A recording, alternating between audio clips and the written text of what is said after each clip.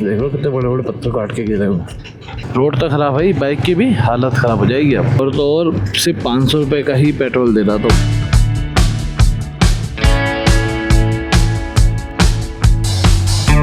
भारत का प्रथम गांव, मौसम आपको दिख ही रहा है। उधर देखो, उधर भी पूरे में कोहरा। वह सरस्वती नदी है। यह मूर्तियाँ जब पांडव अपनी स्वर्ग यात्रा की तरफ जा रहे थे तो उसको दर्शाता है। पहाड़ों में से जो पानी आ रहा है, ओए ओए ओए, बस वाले भैया उल्टे भिगाएगा क्या?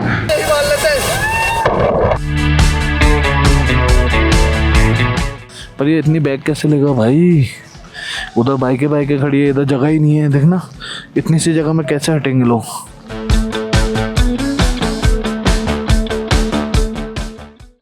स्वागत है आपका फिर से हमारे एक नए एपिसोड में।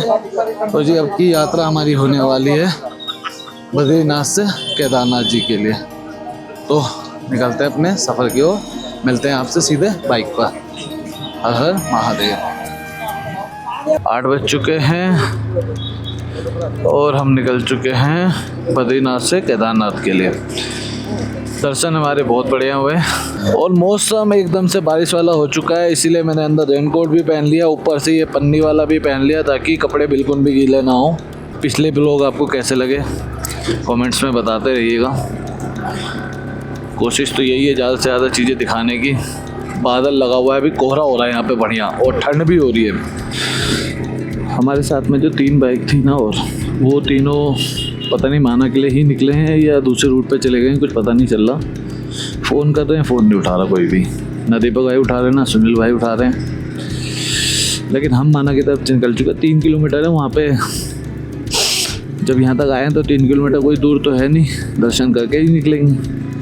भारत का प्रथम गांव।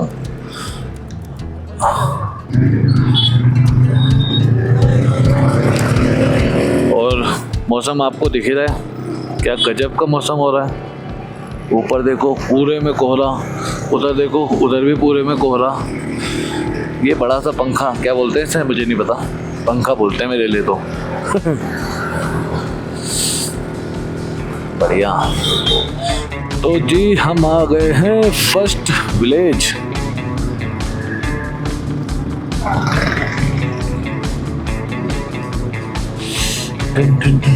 लो जी, सुबह सुबह झरने के भी दर्शन कर लो।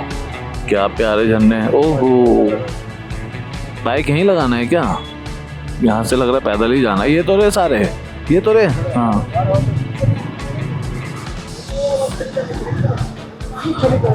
तो जी बाइक को हमें यहीं लगाना पड़ेगा पार्किंग में। पार्किंग क्या है, मतलब यहीं लगेगी और यहाँ से पैदल जाना पड़ेगा। ये ऊपर जो जा रहे हैं चाइना बॉर्डर की रोड है। आर्मी जाती है, कोई नहीं जाते। अच्छा सर जी, माना गांव के लिए तो यहीं से है ना? ये तो है बगल में, तो है 50 मीटर। 50 मीटर ही है। माना फर्स्ट विलेज हम आ चुके हैं। अभी हम आगे जा रहे हैं यहाँ से, जहाँ पर हमने बाइक लगाई वहाँ से 50 मीटर था, तो अभी हम पैदल जा रहे हैं। वहाँ पहुँच के आपको दिखाते हैं माना का फर्स्ट विलेज। और ये ऊपर की तरफ आप देख सकते हैं, ये ऊपर जो अभी बता रहे थे वहाँ पे आर्मी वाले चाइना बॉर्डर के लिए निकल जाते हैं। मतलब चाइना के लिए रास्ता जा रहा है। वो बॉर्डर तो आगे है यहाँ से 50 किलोमीटर है करीब, और यहाँ से पैदल का ऊपर से रास्ता है। तो ये अभी हम गांव के अंदर से जा रहे हैं नदी की तरफ, जहाँ पर सरस्वती जी लुप्त हुई थी। आप गांव देखो, कितना छोटा सा गांव है, छोटे छोटे से रास्ते हैं। लोग ही देखो यहाँ के कितना अलग से हैं। और पूरे रास्ते में दुकानें हैं छोटी छोटी सी, कपड़ों की, खाने पीने की, चाय पकौड़े की भी पीछे थी। यहाँ से सीढ़ियाँ जा रही हैं ऊपर, कपड़ों की बहुत सारी है। होम स्टे भी है यहाँ पे। दोस्तों वॉइस में कुछ दिक्कत आने के कारण मैं वॉइस ओवर कर रहा हूँ। तो यह पूरा इलाका सिर्फ खूबसूरती के लिए नहीं बल्कि महाभारत और पौराणिक मान्यताओं के लिए भी बहुत प्रसिद्ध है। दोस्तों मान्यता है कि महाभारत के बाद जो पांडव गए थे स्वर्गलोक की ओर, वो इसी रास्ते से गए थे। यहीं आगे आपको व्यास गुफा और गणेश गुफा भी मिलती है। धार्मिक मान्यता के अनुसार व्यास जी ने यहाँ महाभारत का वर्णन किया और भगवान गणेश जी ने उसे लिखा था। अब आप इस तरफ देखेंगे तो नीचे नदी बहती हुई दिखाई दे रही है। वह सरस्वती नदी है। माना में सरस्वती नदी का प्रभाव साफ दिखाई देता है। आगे यह नदी अलकनंदा की ओर जाती है।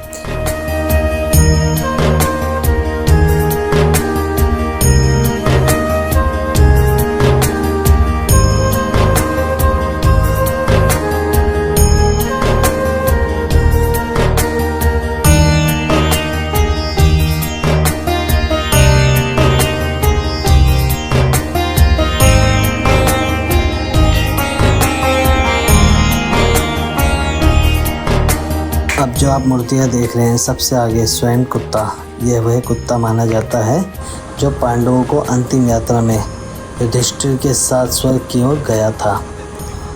उसके पीछे धर्मराज युधिष्ठिर, पांचों भाइयों में सबसे बड़े। उसके पीछे फिर भीम, पांडवों में दूसरे भाई और अपनी अपार शक्ति के लिए प्रसिद्ध। फिर अर्जुन, फिर नकुल, फिर द्रौपदी, सबसे पीछे सहदेव। यह मूर्तियाँ जब पांडव अपनी स्वर्ग यात्रा की तरफ जा रहे थे तो उसको दर्शाता है।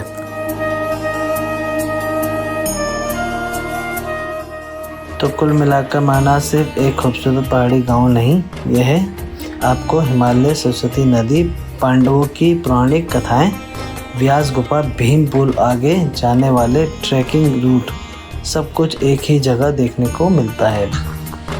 हम भी चल रहे हैं ऊपर की तरफ, सांसें पहुंच चुकी है मेरी।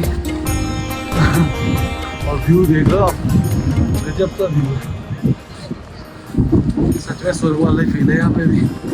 बद्रीनाथ की तरफ से चल रहे हैं ना, जब से स्वर्ग ही सब दिख रहा है मुझे।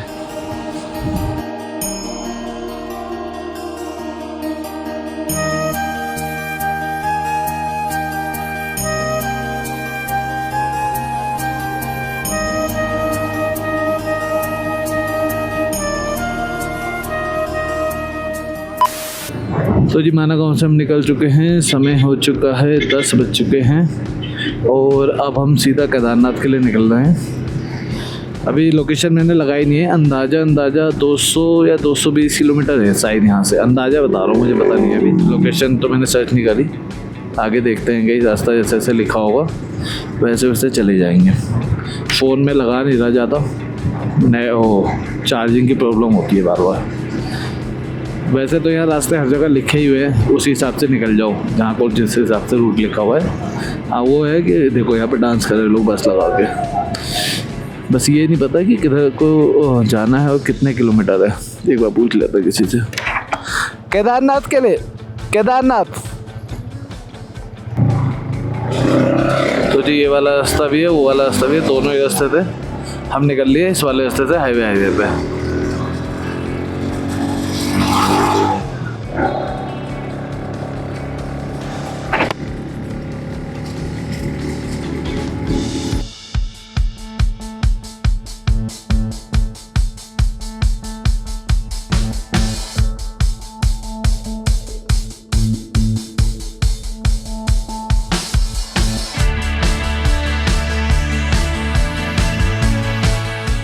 जी 4 धाम यात्रा में से मैंने 1 धाम के दर्शन आज कर लिए हैं, बद्रीनाथ जी के। और 12 ज्योतिर्लिंग में से मैं 2 ज्योतिर्लिंग कर चुका था पहले ही, महाकाल का और ओमकालेश्वर का, वो आपने मेरे पिछले ब्लॉग में देखा ही होगा। और आज हम तीसरे ज्योतिर्लिंग के लिए जा रहे हैं दर्शन के लिए, जो कि है केदारनाथ जी। बचेंगे उसके बाद 9 ज्योतिर्लिंग बच जाएंगे, वो भी कर लेंगे, बुलावा आएगा तो वो भी कर लेंगे दर्शन। क्या बात है, कितनी सुंदर तस्वीरें लगा रखी है ना भगवानों की। पेंटिंग नहीं है, तस्वीरें प्रिंट करा हुआ फ्लैक्स बोर्ड।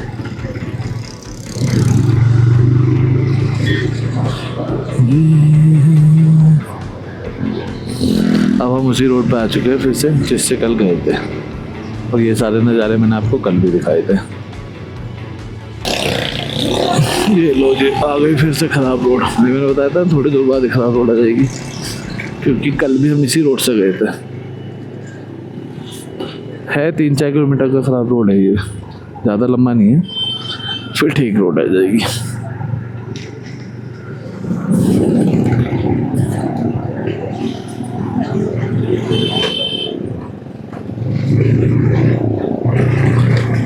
ये लो स्कूटी वाला भाई कहाँ घुस गया। जरा सा भी बैलेंस बिगड़ता है ना, बस बिगड़ ही जाता है फिर उसके बाद। इनके से नीचे से निकलो मज़ा तो आता है, डर भी लगता है कभी ऊपर से ही ना आ जाए नीचे। करी धप्पा, बंदा नीचे पता भी नहीं चलेगा था भी या नहीं था।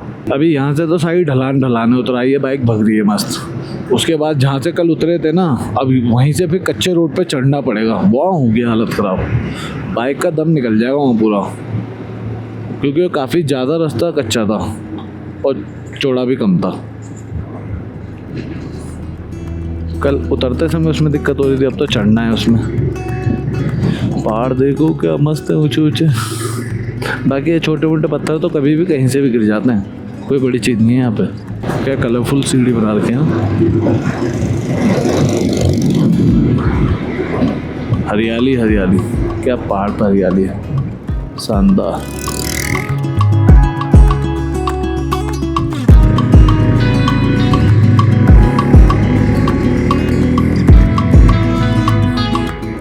मतलब पहाड़ों में से जो पानी आ रहा है। ओए ओए ओए, बस वाला भैया उधर भिगाएगा क्या? बस वाला रुका ही नहीं यार, पानी में से ही गुजरना पड़ा मुझे। पानी की वजह से भी दूसरी साइड से जाना पड़ रहा है।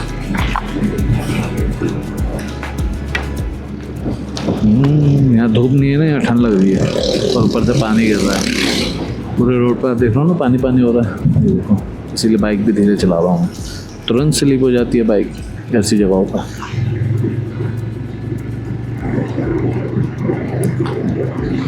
देव प्रयाग 207, कर्णप्रयाग 109, ऋषिकेश 284, हरिद्वार 304।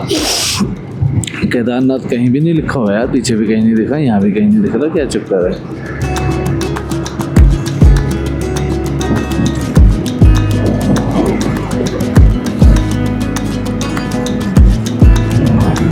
कल जब हम ऊपर चढ़ रहे थे ना, तो अंधेरा होना शुरू हो चुका था, तो ये नज़ारे इस तरह नहीं दिख रहे थे। शाम को इनका नज़ारा का मज़ा अलग था, अब दिन में इनका मज़ा अलग है। जहाँ जहाँ पे धूप पड़ रही है पहाड़ों पे ना, वो और जहाँ गीले हैं वो अलग ही चमक रहे हैं, चोंद मार रहे हैं एकदम से, चोंद।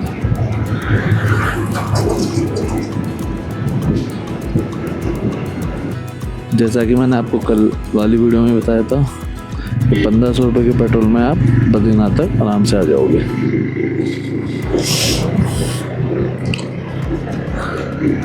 और बाकी रास्ते का खाना पीना और रहना वो आपका अपना है, जैसा आपको शौक हो। जितना महंगा खाओ, जितना सस्ता खाओ, वो आपकी अपनी मर्जी है।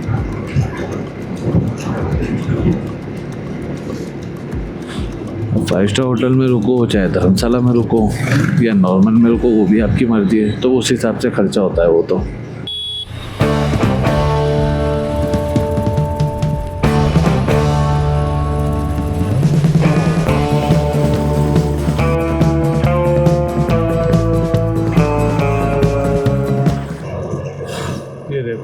रास्ता बन रहा है ऊपर से, तो एक पहाड़ को काट रहे हैं, नीचे कितने सारे पत्थर गिरे हुए, कटाई चल रही है इनकी, छटाई चल रही है।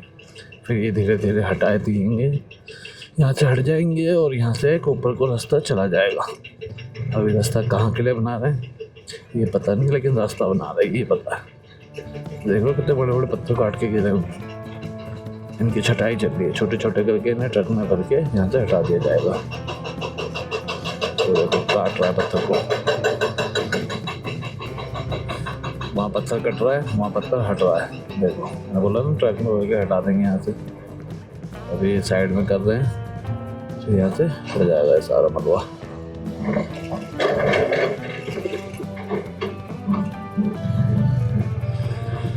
ये मंदिर आ गया,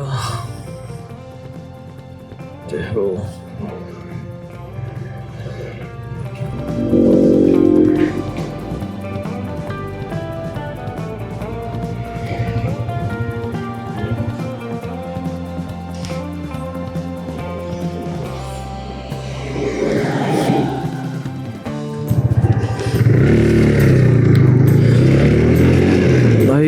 अभी बाइक की एवरेज चेक करी मैंने। बाइक जो एवरेज दिखा रही है वो दिखा रही है 60 की, 60-65 की एवरेज दिखा रही है। कमाल की बात है भाई। तो जी आ गया वही कच्चा रास्ता जहाँ से हम उतरे थे कल। अब यहाँ से चढ़ाई शुरू हो चुकी है। अब यहाँ बीच में थोड़े थोड़े और ठीक मिलेगी, फिर हद से ज़्यादा ख़राब मिलेगी। अब बाइक की हालत होगी ख़राब, रोड तो ख़राब है, बाइक की भी हालत ख़राब हो जाएगी अब चढ़ने में, ओ करेगी। अब देख ये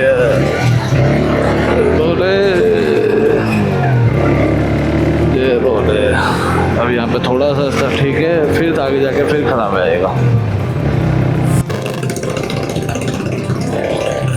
ये वही रास्ता है जहाँ पर कल जाम लगा हुआ था। देखो बाइक चढ़ी नहीं रही थी यहाँ पर, कईयों की गाड़ी वापस बैक हो जा रही थी, फिसल जा रही थी जाम की वजह से। आगे रास्ता खुला हुआ नहीं था ना, ब्रेक मारना पड़ता था, मौसम टूट जाता था गाड़ी का। इस वाले पेट्रोल पंप पे भीड़ बहुत थी तो हमने यहाँ नहीं लिया, आगे वाले पेट्रोल पंप पे लेंगे। अभी हमारी वहाँ तक चली जाएगी। ये देखिए दोस्तों, श्री ज्ञान गंगा ज्योति मठ, यहाँ पे लोग नहा रहे हैं। ऊपर से क्या मस्त झरना आ रहा है, वाटरफॉल बढ़िया वाला, और यहाँ सब नहा रहे हैं। देखो क्या तगड़ी वाली भीड़ है भाई, वहाँ अच्छा हो रहा है। बताओ सब कुछ चल रहा है, सही है, बढ़िया। ठंडे पानी में मस्त नहा के जाओ, कोई ज़रूरत ही नहीं कहीं होटल में नहाने की, मज़ेदार, बहुत बढ़िया। हम तो लेकिन नहा के आए सुबह सुबह ही, इसलिए हमें ज़रूरत नहीं लग रही है अभी, हम आगे बढ़ते हैं।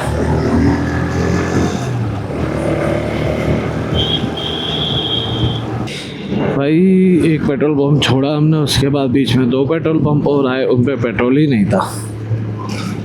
अब आगे पता नहीं कहाँ पर आएगा। फ़िलहाल चमोली बचा है 38 किलोमीटर, और चमोली से हमें राइट टर्न लेना है, फिर अब आगे निकलेंगे केदारनाथ के लिए।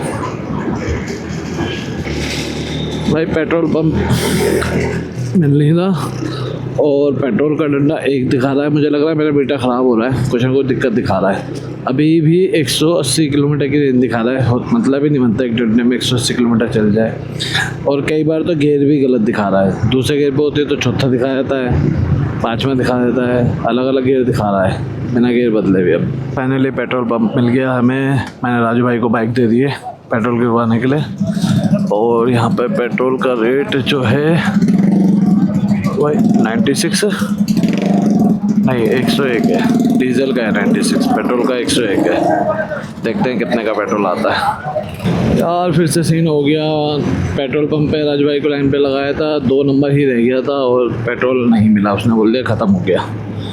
और तो और सिर्फ 500 रुपये का ही पेट्रोल दे रहा था वो, उससे ज़्यादा दे ही नहीं रहा था, पता नहीं क्या चक्कर हुआ। बाकी तो कहीं ऐसी दिक्कत नहीं हुई थी, यहीं पे ऐसा कर रहा है वो। अब कह रहा है वो आगे 3 किलोमीटर मिलेगा, पता नहीं 3 किलोमीटर बाद कहाँ मिलेगा। मेरा पेट्रोल का डंडा सिर्फ एक ही दिखा रहा है। भाई चौथा पेट्रोल पंप है, इस पे भी नहीं मिला पेट्रोल, पता नहीं क्या हो रहा है, पेट्रोल ही नहीं मिल रहा भाई। अब तो डर लगने लगा मुझे, कभी कुछ दिक्कत ना हो जाए।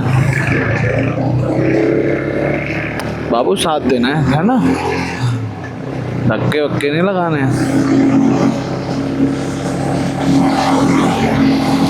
आगे 1 किलोमीटर आगे और बता रहा है पेट्रोल पंप, देखता हूँ वहाँ मिलता है नहीं मिलता। फिर बाइक पे एक बच्चा बैठा हुआ है, उसने कैमरा लगा हुआ देख लिया हेलमेट पे, तो बार बार कैमरे की तरफ देख रहा है। ये देखो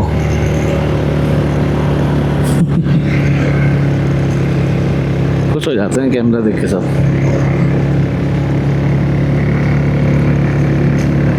तो भाई 5वें पेट्रोल पंप पे आ चुके हैं, और देखो भीड़ यहाँ पे भी कितनी ज़बरदस्त हो रही है।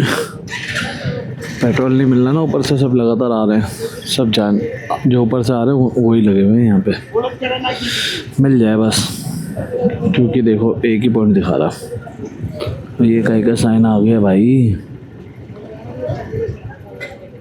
पता नहीं किस चीज़ का साइन आ रहा है यार। ये एक भी बंदे को लाइन से नहीं दे रहा पेट्रोल, हम जहाँ खड़े तो वहीं खड़े, इतनी देर से जो आ रहा है बाहर से उसे घुसड़ उछड़ के दिए जा रहा है, दिमाग ख़राब कर दिया। अब भाई लाइन से डालोगे ना तो सबका नंबर आएगा, जो इधर से घुसेड़ता जाएगा डालते जाओगे किसी का नंबर नहीं आएगा। जो लाइन में लगे उनको भी डालो, बाहर वाले आके डलवा के चले गए, हम लाइन में खड़े हैं बेवकूफ़ की तरह।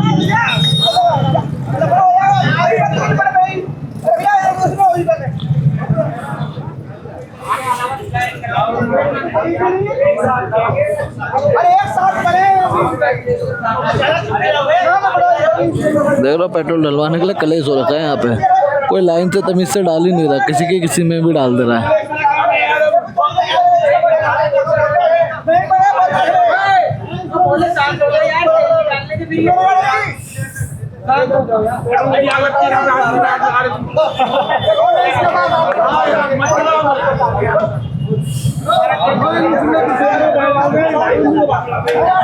बस बस बस बस। भाई साहब पेट्रोल भरवाने में जंग हो गई, आफत ही बचा दी। जो लाइन से लगा वो आगे खड़ा हुआ है, जो बिना लाइन के आ रहा है उसे डाले जा रहा है। इतनी देर हो गई लाइन में लगे लगे। भलाई का जमाना ही नहीं है, सीधा चलो ना इंसान। जब उस पर चौड़ा हो ना तब समझता है, जब तक 4 बार सुनाई गई तब समझाओ। चलो कोई नहीं, पेट्रोल गिर गया है 793 का, टैंक फुल हो गया है। अब थोड़ा सा टेंशन फ्री हुआ हूँ मैं, मुझे टेंशन हो रही थी कहीं पेट्रोल ना ख़त्म हो जाए। यहाँ पहाड़ों पे धक्का कौन लगाएगा भाई, कभी ऊपर है कभी नीचे है। बाइक चलाते चलाते हमें दिख गया बढ़िया सा झरना, आ गया नहाने के लिए। देखो पहले झरने का वो नज़ारा देखो, ये देखो क्या बढ़िया वाला भीड़ हो रहा है ना नहाने के लिए।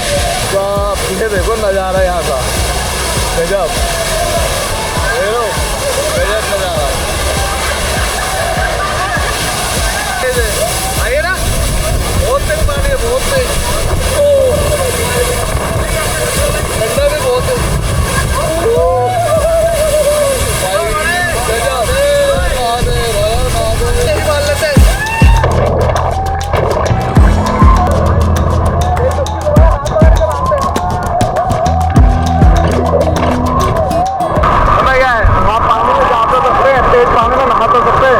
लेकिन ऊपर से अगर एक भी पत्थर आ गया ना तो कांड हो जाएगा।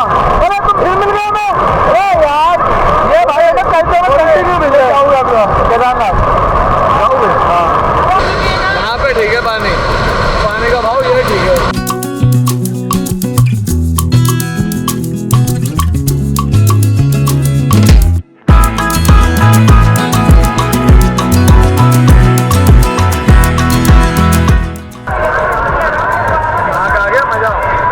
वहाँ से नहा के निकले ना, मज़ा आ गया। पर ऐसा ठंडा हो गया, वैसे धूप की वजह से गर्मी तो लग रही थी, बस पानी का भाव लेकिन बहुत ज़्यादा तेज़ था। अगर झरने के नीचे जाके नहाने में ना वैसे कोई भी दिक्कत नहीं लग रही थी, पर लेकिन भाव इतना तेज़ था ना पानी का। ऊपर से कोई पत्थर का टुकड़ा भी आके गिर जाता ना, किसी सर पे लग जाए कहीं भी, तो बहुत ज़्यादा दिक्कत हो सकती थी। इसलिए मैं गया ही नहीं उसके नीचे, रिस्क लिया ही नहीं। दूर दूर से नहा के, और आगे जहाँ पे गहरा कम था वहाँ नहाया मैंने आराम से।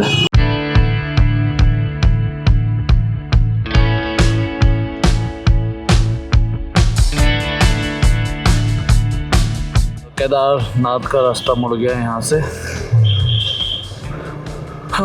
कितने किलोमीटर बचा है ये तो वहाँ पे नहीं लिखा था, आगे कहीं ना कहीं लिखा दिखेगा तो मैं आपको बताता हूँ कितने किलोमीटर बचा हुआ है। और टाइम अगर मैं बताऊँ तो आपको 2:45 हो चुके हैं। केदारनाथ बचा है जी 128 किलोमीटर है जी, यहाँ से 128 किलोमीटर है जी केदारनाथ यहाँ से। 128 का मतलब 3 बज चुके हैं, शाम तक ही पहुँचेंगे हम, 7 बजे तक मान लो, 7-8 बजे जाएंगे। क्योंकि अभी खाना खाने के लिए भी रुकेंगे, और जहाँ भी खाना खाने के लिए रुकेंगे वो तो मुझे पता ही है 1 घंटा ये ख़राब करेंगे ही करेंगे। 1 घंटा 1.5 घंटा कहीं नहीं जाता जहाँ भी रुकते हैं ना। एक तो ग्रुप के साथ आओ ना, ये थोड़ी समस्या होती है कि किसी को कुछ करना है, किसी को कुछ करना है, किसी को कुछ करना है, उस चक्कर में टाइम ज़्यादा जाता है। चढ़ाई से शुरू हुई ना, बाइक की स्पीड 30 से ऊपर नहीं जा पा रही, 28, 30, 32 ऐसे जा रही है बस। और ये गियर चौथा नहीं है, दूसरे गियर पे चल रही है गाड़ी, वो चौथा दिखा रहा है। ओहो, पूरी खाई खाई सी दिख रही है, और रोड ये छोटी है। ओहो, एक और गियर उतारना पड़ा। अभी खाना खा के निकल चुके हैं, और अभी केदारनाथ है यहाँ से 121 किलोमीटर, और टाइम हो चुका है जी 4 बजने वाले। 121 किलोमीटर का डिस्टेंस अभी बाकी है। प्रॉपर केदारनाथ तो नहीं पहुँचेंगे हम, सोनप्रयाग में ही शायद स्टे करेंगे आज। देखते हैं बाकी टाइम के हिसाब से कब तक पहुँचते हैं, उस हिसाब से अगर टाइम से पहुंच गए तो आगे निकल लेंगे, नहीं पहुंचे तो सोनप्रयाग में स्टे कर लेंगे और कल सुबह उठ के निकल लेंगे चढ़ाई के लिए। कोशिश करेंगे कल ही चढ़ाई करके कल ही उतर जाए, अगर कर पाए तो। बाकी पता नहीं, चढ़ाई करते समय पता चलेगा कितना टाइम लगने वाला है। बाकी ये है कि केदारनाथ वाला जो ये रूट है जो बद्रीनाथ से आते हुए कटा है, बहुत ही कंजेस्टेड रूट है, छोटा रूट है, गाँव से होते हुए जा रहा है, बसावट एरिया है पूरा ये। अभी जो हमने पीछे खाना खाया था, दाल चावल आलू पत्ता गोभी की सब्जी और दाल जो थी वो छोले के साथ मिक्स थी, 60 रुपये प्लेट थी। और इतना ज़्यादा चावल दे रखे थे ना उसमें भर के, राइस जो थे, क्वांटिटी बहुत थी, मैं तो खा भी नहीं पाया। जो बद्रीनाथ वाला रोड था ना वो बढ़िया था, एकदम चौड़ा रोड था एकदम, भगाए चले जाओ। बीच बीच में हल्का फुल्का कहीं कहीं पे थोड़े रोड खराब मिले थे, नहीं तो रोड बहुत अच्छा था, हाईवे था पूरा एकदम। चल चल चल चल बेटा चल, क्या हो गया इतने में ही, हाथ नहीं माननी।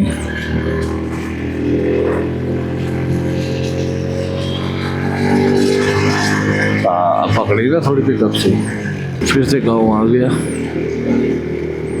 ऊपर देखो कितना सुंदर लग रहा है, घास ही घास, ओए होए बहुत ही बढ़िया। खेती कर रखी हो किसी चीज़ की जैसे। बीच बीच में ना बहुत सुंदर गांव आ रहे हैं, बहुत ही सुंदर सुंदर गांव, जिन्होंने पहाड़ों पे खेती कर रखी है। वो देखो आप, खेती की ज़मीन है वो सारी, जहाँ पे खेती होती होगी। हाँ, अब वो किसी चीज़ की खेती कर रखी है या घास उग रही है मुझे नहीं पता, पर कितना अच्छा लग रहा है। हाँ जी भैया, आराम से।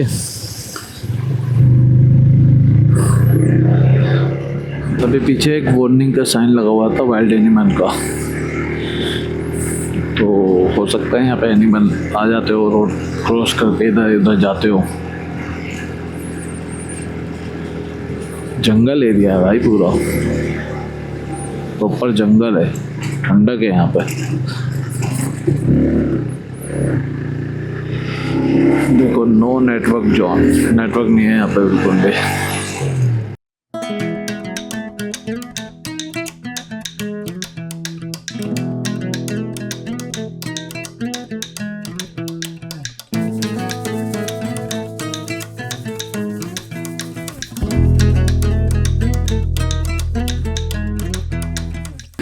चलो बताओ कौन कौन अंदाज़ा लगा सकता है इन पेड़ों की कितनी उम्र है, कमेंट करके बताओ। देखते हैं क्या क्या जवाब आते हैं। सामने से कोई ना कोई आता रहता है ना, अच्छा लगता है। हाँ, कि अकेले नहीं चल रहा मैं, रोड एकदम से सुनसान हो जाता है, बड़ा अजीब सा लगने लगता है जंगल में। ऊपर से अंधेरा सा हो रहा है ना, ऐसे लग रहा है जैसे शाम के 7 बज गए हो और टाइम अभी 4:30 हो रहा है। और क्या आ सकता है, कहीं से कुछ भी आ सकता है। यहाँ से कूदे और यहाँ को ले जाए किसी को पता भी नहीं चलेगा। बहुत लंबी वीडियो हो गई जंगल की यार। तो देखो कितना प्यारा झरना है। अभी जंगल में ना पीछे कोई दिख रहा है मुझे, ना आगे कोई दिख रहा है। हम दोनों अकेले हो गए ना आगे कोई है ना पीछे कोई है। हाँ जी राजू भाई, आगे पीछे कोई नहीं है अभी हमारे जंगल में। यहाँ पे मैंने गाड़ियों से तो बहुत बार करा ऐसे ट्रेवल, बाइक से पहली बार कर रहा हूँ जंगल में से। आगे आगे सामने से 2-4 जने आ गए, अच्छा लगा ना देख के। 2-4 जनों को देख के अच्छा लगा ना आपको। फोटो खिंचवानी है यहाँ पे, रोकू फोटो खिंचवाओगे यहाँ पे? कह रहे भाई जंगल है यार, रोको चलो। भाई बहुत ही लंबा जंगल है, खत्म ही नहीं होने का नाम ले रहा। चले ही जा रहे हैं हम, चले ही जा रहे हैं। बस चले जाओ चले जाओ, खत्म नहीं हो रहा जंगल। अब जाके थोड़ी रोशनी सी दिखी है पीछे, तो भाई जंगल में ऐसे घना अंधेरा सा होने लगा था। अंधेरा अंधेरा सा हो रहा, दोनों तरफ से रोशनी ही नहीं आ रही थी। इधर भी जंगल, इधर भी जंगल, बीच में अंधेरा। देखो बारिश शुरू होते सबने रेनकोट पहनना शुरू कर दिया है। हमने पीछे पहन लिया था मौसम देख के ही।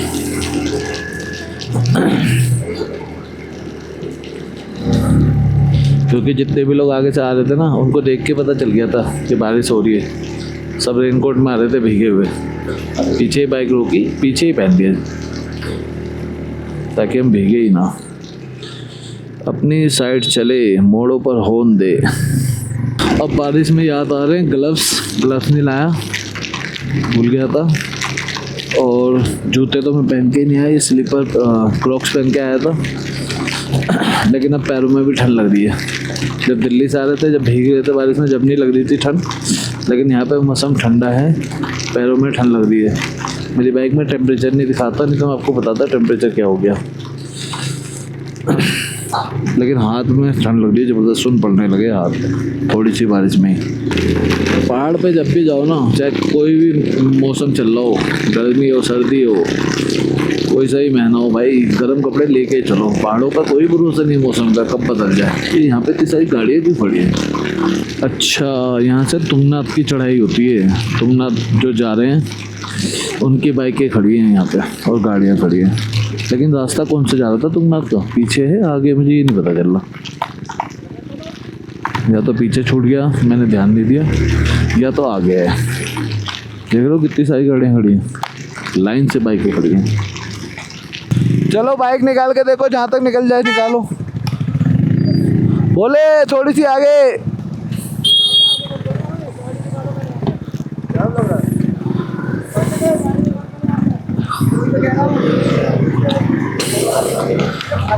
चोपटा आ गए हम।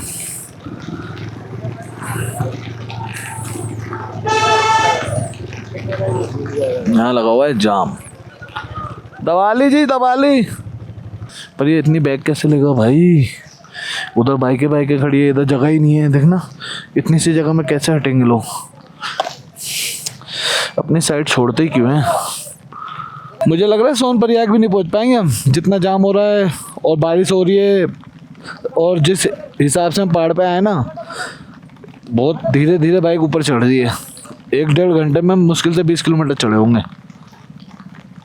1.5-2 घंटा हो गया। 1-1.5 घंटे नहीं, 1.5 से 2 घंटे हो गए थे हमें खाना खा के निकले हुए।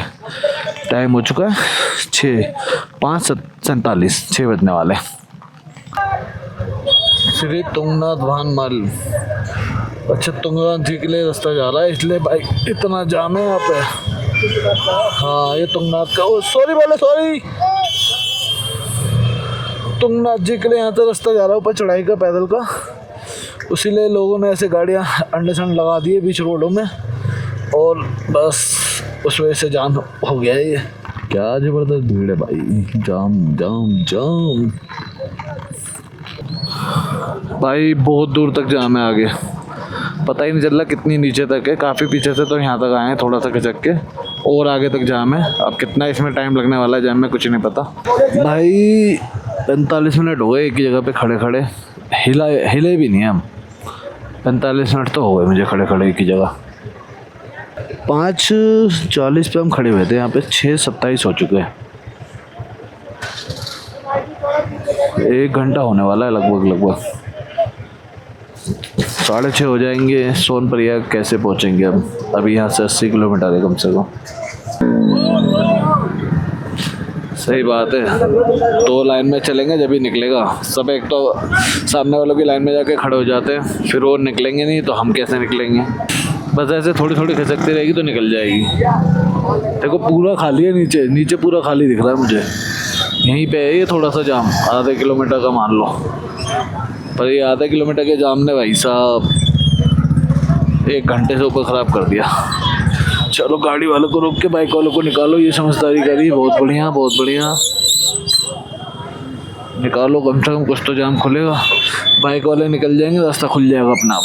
लग रही है, निकालो भैया, वो कब आ रहे हैं, ठंड लग जाएगी उन्हें। 6:40 हो गए, पूरे 1 घंटे हो गए। 5:40 पर हम जाम में फंसे थे, 6:40 पर हम निकले हैं। चलो जी, फाइनली निकल गए। भागो, खींचो बाइक को। ये देखो एक और आया सामने से समझदार। तुंगनाथ से निकल चुके हैं और उसके बाद थोड़ा आगे बढ़े हैं और फिर से जंगल शुरू हो गए हैं। समझ ही नहीं आ रहा है जंगल कब खत्म होगा। सारा का सारा जंगल एरिया ही है लग रहा है। और 6:45 हो चुके हैं। अब समझ नहीं आ रहा कि कहाँ तक हम पहुँच पाएंगे। देखते हैं सोनप्रयाग कितनी दूर है, अभी आगे जाके लोकेशन लगाते हैं, उस हिसाब से डिसीजन लेते हैं। पहले जंगल में से निकल जाए एक बार कि आगे वहाँ तक जाना है सोनप्रयाग तक या बीच में कहीं स्टे करना है। भाई बारिश इतनी तेज़ हो रही थी और पीछे जाम में इतना ज़्यादा भीग गए थे ना कि ठंड कपकपी लगने लगी थी सबको। मतलब मैं तो फिर भी नहीं भीगा था, लेकिन जो साथ में वो सब कांपने लगे थे। और जिन दोनों को चोट लगी थी उनकी तो हालत ही ख़राब हो गई थी भाइयों की। चाय पीने के लिए रुक गए थे एक जगह और टाइम हो चुका है 7:35। अभी भी सोनप्रयाग यहाँ से 60 किलोमीटर बता रहे हैं। 60 किलोमीटर सोनप्रयाग है। कोशिश करते हैं जितना हो सकता है उतना खींच लें। सोनप्रयाग से 5-10 किलोमीटर पहले रुक जाएंगे चाहे, लेकिन पहाड़ से तो उतरना ही है। यहाँ से जंगल को पार करते हैं फटाफट। टाइम बहुत ज़्यादा लग गया जाम की वजह से, नहीं तो अब तक तो कब का पहुँचने वाले होते हैं हम। और कमाल की बात है गाड़ी भी दिल्ली नंबर है, दिल्ली के बंदे ये भी। साथ लग जाओ। देख रहे हो अभी भी कई लोग ऊपर की तरफ चढ़ाई कर रहे हैं। अब ये लोग तुंगनाथ जा रहे हैं या आगे जा रहे हैं ये नहीं पता, लेकिन आगे जाना ऊपर अब ठीक नहीं है क्योंकि स्टे के लिए कुछ भी नहीं है काफ़ी दूर तक। अभी खाना खाने के लिए रुक चुके हैं, 9 बज चुके हैं और हमने पहले खाना खा लेते हैं, फिर सोनप्रयाग पहुँच के ही रूम लेंगे, इससे 10-5 किलोमीटर पहले। और खाने में हमने ऑर्डर कर दिया था अपना बटर रोटी, जीरा राइस और सेव भाजी।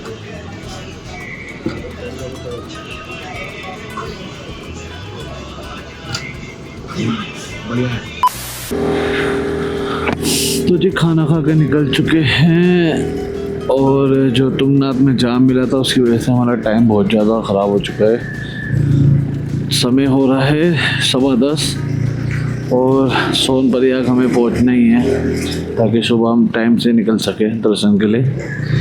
तो इसलिए अभी रात में भी हम थोड़ा बाइक खींच रहे हैं। सोनप्रयाग से 10-5 किलोमीटर पहले रुक जाएंगे।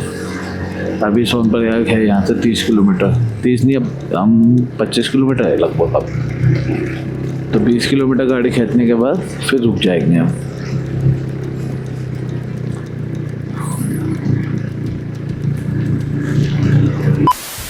तो दोस्तों रूम हमने ले लिया है और टाइम हो रहा है 11:15 और बाकी सब सो चुके हैं। मैं थोड़ा कुछ काम में लग गया था।